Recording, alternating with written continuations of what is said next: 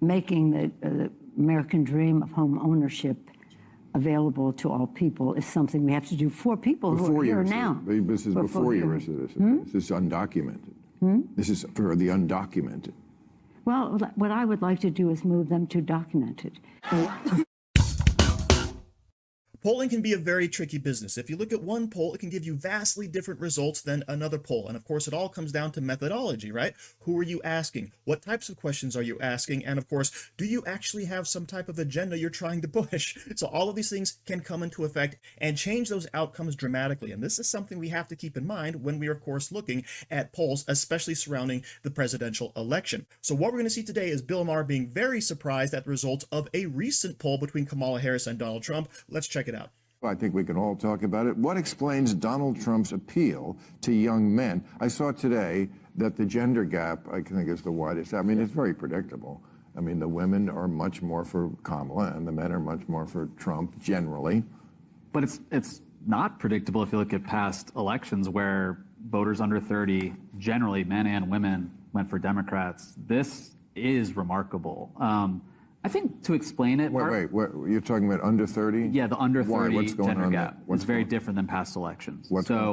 Bigger? Much bigger. So in 2020, young men and young women voted for Joe Biden at roughly the same rate. Over the last 4 years, and now with Kamala Harris, young women are voting for Kamala Harris at that same level, if not more. Kamala Harris has barely moved the needle with young men. They have gone more toward Trump. There's a lot of reasons for that. I think Trump has exploited culture war stuff. He appears on hyper masculine podcasts, and he just seems like a fun bro who's not going to ban your zins, you know. This could actually be. This is a real issue for Kamala Harris, though. Like, this could be fatal for her campaign. So, if Democrats need to win 60% of the youth vote to win the White House. Hillary came up short. Obama did it. Biden did it. Kamala Harris is right now at like 55% of the youth vote. If she doesn't get to 60, she could lose the election, and it's because young men, Gen Z men, are breaking to Trump. They're not going to vote. Yeah, but I mean, I agree they like him better, but they're the ones who are going to stay home.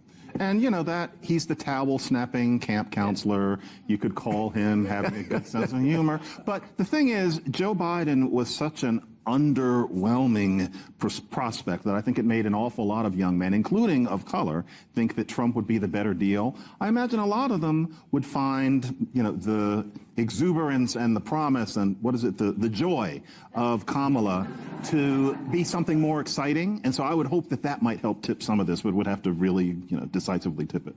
Yes, the gender gap is indeed widening, and I have my own theories on this, and I'll give it to you right now. Everyone pretty much ignores men, right? Men don't matter anymore. So you have a whole younger generation of men with basically no direction, no idea what they're going to do, what they want to do, or even if they can succeed at something. So what's being offered? Well, Donald Trump actually has a plan, and it's not necessarily specific to men, but it's something men can glom onto. Oh, make America great again. Make it easier to start a business. Make it easier to make and keep your money. Make a better environment that you can thrive in. All of these things, of course, are what young men are looking for, and what every American should be looking for. But that could be one reason why the gender gap is so large. And of course, Bill Maher comes back kind of smart and is like, oh, they're not going to vote. All right, the youth vote traditionally does not turn out. But if it's true for the young men, that will also be true for the young women, okay? And if they're not going to push Kamala Harris over that edge of 60% threshold, then it wasn't going to happen either way. Now, what is interesting is Mark Cuban, right? Never Trumper Mark Cuban actually came out and did his own poll on Twitter, or X as it were, and had some very surprising results. So over here you can see that, yes, whose persona and character would you like to see young children grow up to have?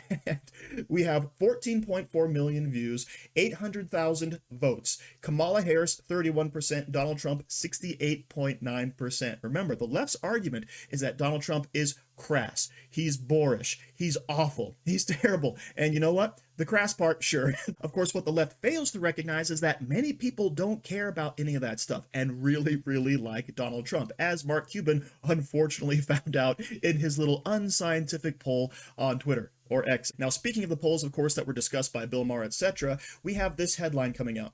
Harris leads Trump nationally, but failed to secure post-convention bump, unchanged from before the DNC. So in other words, actually getting her out there on stage has not improved her numbers. And that, of course, is what these polls, even though I personally think they are widely skewed towards the Democrats, are showing. And by the way, when you look into these polls, we have both the Reuters Ipsos poll and a Morning Consult poll, and they show some widely different things. So even though both polls are showing Kamala Harris supposedly in the lead in the national election, when you look at the swing states, we have some vastly different results. So in the Reuters Ipsos, we have in 7 states where the 2020 election was closest, Wisconsin, Pennsylvania, Georgia, Arizona, North Carolina, Michigan, Nevada, Trump had a 45 to 43% lead over Harris among registered voters in their poll. But when you switch over to the Morning Consult poll, that showed Harris led by 2 percentage points among all those same states. So of course, how can you have these polls supposedly trying to be as accurate as possible and yet having these vastly different results? And as I mentioned before,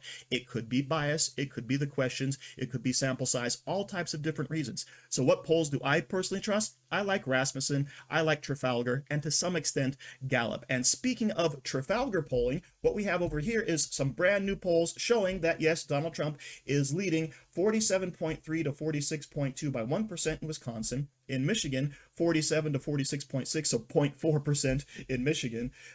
We have Pennsylvania, Trump is 47 to 44.9. Okay, so what is that? 2.1%. The rest of these polls showing Donald Trump ahead: North Carolina, Pennsylvania, Arizona. These are from earlier in the month, August 10th.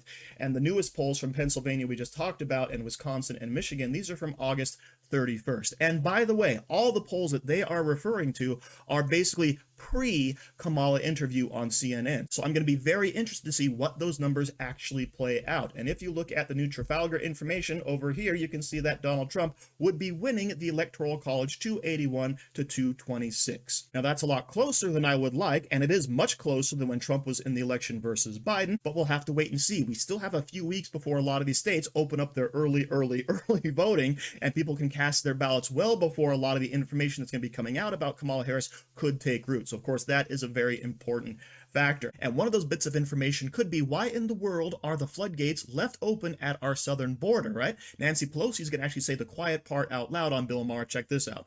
California lawmakers just passed a law, it hasn't been signed by Governor Newsom, but giving government assistance to undocumented immigrants to buy houses.